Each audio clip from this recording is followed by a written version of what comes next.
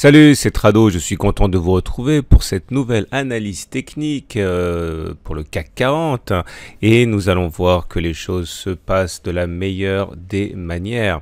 Alors regardez ça, là on est donc en unité de temps journalière. Je vous rappelle que conformément aux habitudes, je publierai une analyse de moyen terme pour tous les indices en même temps au courant du week-end. Donc là c'est uniquement la donnée journalière qui nous intéresse et gloire au CAC 40 qui arrive enfin à s'extraire de sa zone de neutralité. Alors regardez, j'avais expliqué que tout ce qui se passait à l'intérieur de la zone de neutralité globalement comprise entre 5267 et 5430 n'était pas significatif. On pouvait avoir des mouvements de hausse, de baisse, mais ce n'était pas symptomatique d'une tendance. Alors là, il y a tellement de choses à voir. La première des choses, c'est que nous avons donc réussi à clôturer au-dessus des 5430. On a dans la foulée dépassé les 5440 qui était une petite résistance ici créée sur un seul sommet, donc pas très forte. Et du coup, on a réussi à terminer sur les plus hauts de la séance. Regardez cette belle bougie avec une quasi-absence de mèche basse et en tout cas une absence de mèche haute. Ça montre que les haussiers sont en contrôle selon la règle des 3 tiers. Vous voyez qu'on termine tout en haut du tiers haussier, c'est extrêmement favorable. C'est pas le seul élément favorable. L'autre élément favorable, c'est que on termine au-dessus de la Bollinger supérieure. La Bollinger supérieure, c'est la courbe qui est là. Vous voyez, ça c'est la Bollinger inférieure, Bollinger supérieure. Et on sait que lorsque l'on clôture au-dessus de la Bollinger supérieure et que la Bollinger supérieure monte et que la Bollinger inférieure descend, on a plus d'une chance sur deux de faire une nouvelle clôture au-dessus de la Bollinger supérieure, un T2. Ça c'est pour lundi. Donc on ne sait pas si les statistiques seront respectées, mais en tout cas, elle milite pour une deuxième clôture au-dessus de la Bollinger supérieure. C'est une très bonne nouvelle. Regardez également d'autres éléments à prendre en considération. Nous avons les indicateurs techniques qui sont très haussiers. Regardez le MACD qui est au-dessus de son signal, c'est bien. Le momentum qui est au-dessus de 0, c'est bien. Le RSI qui est au-dessus de 50, c'est bien aussi. On pourra s'émouvoir de l'absence de volume très important sur une séance aussi importante que celle d'aujourd'hui. Alors certes, ils ne sont pas rikiki, ces volumes, mais ils demeurent quand même en dessous des attentes compte tenu d'une séance aussi significative. Et c'est peut-être le bémol que j'aimerais apporter. Pas de divergence baissière notable, loin s'en faut. Les indicateurs suivent correctement les cours. Autre élément à prendre en considération.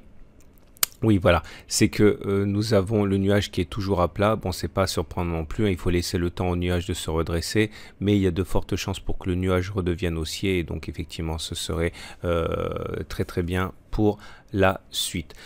Que dire d'autre? Pas grand chose. Oui, j'avais oublié de le signaler, mais certains me l'ont fait remarquer par mail. Ici, nous avons eu un gap entre la séance de jeudi et de la séance de mercredi.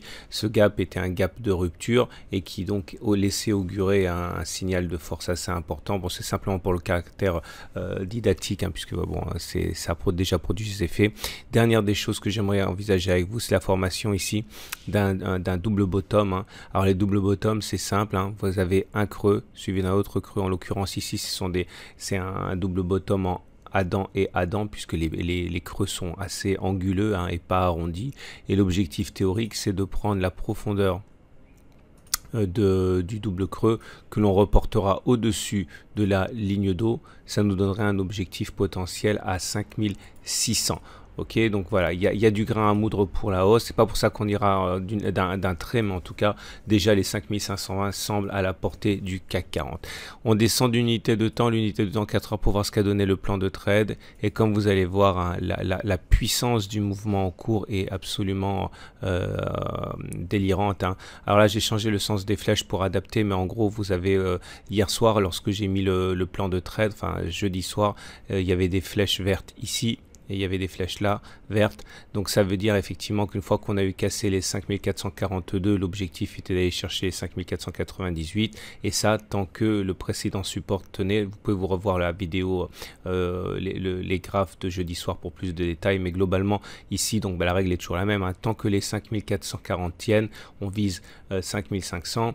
Si les 5440 lâchent, eh bien, il faudrait viser 5426. Tout ça en clôture de bougie naturellement. Et là, pour le coup, il vaut mieux descendre d'une unité limité de temps pour aller choper les signaux au plus près, hein. Je pense que je vais faire bientôt un webinaire là-dessus parce que j'ai beaucoup de questions. Voilà, donc vous voyez, tout se passe pour le mieux et on va regarder rapidement ce que donnent les autres indices. C'est également très porteur. Regardez le DAX 30 pour commencer. Regardez la puissance du Turtle Soup. Très bon signal qu'on a eu sur le Turtle Soup. J'en parlais en temps réel. C'était mardi soir ou mercredi, je ne me rappelle plus.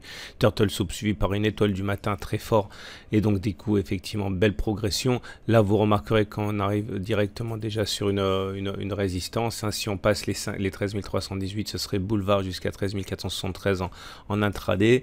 Également on regrettera que au regard de mon analyse, hein, on est toujours dans la zone neutre pour le DAX, hein. En tout cas c'est très bien parti.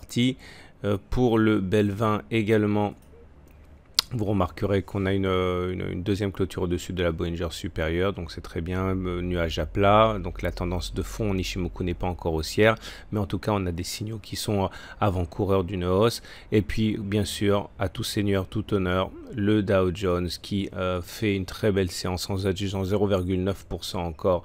Rien ne semble arrêter le Dow Jones.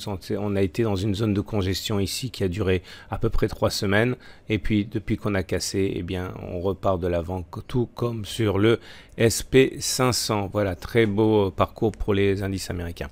Alors, il ne me reste plus qu'à vous souhaiter un bon week-end et je vous donne rendez-vous d'ailleurs tout au long de ce week-end pour plusieurs vidéos, à commencer par l'analyse technique de moyen terme, vous l'avez compris, mais également la première analyse du marché d'échange qui m'a tant été demandée depuis de nombreux mois, puisque c'est vrai que l'euro en particulier influence la valeur des indices européens. Voilà, à très vite pour une autre analyse technique.